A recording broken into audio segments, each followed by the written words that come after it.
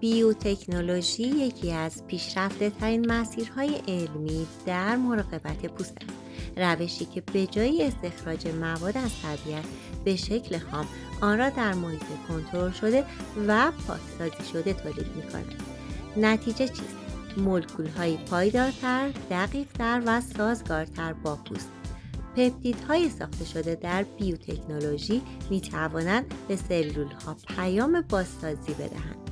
آنزیم‌های تخمیری قادرند ملایم‌ترین نوع لایه برداری را ایجاد کنند و عصاره‌های کشت سلولی می توانند التهاب و لک را بدون تحریک کاهش دهند.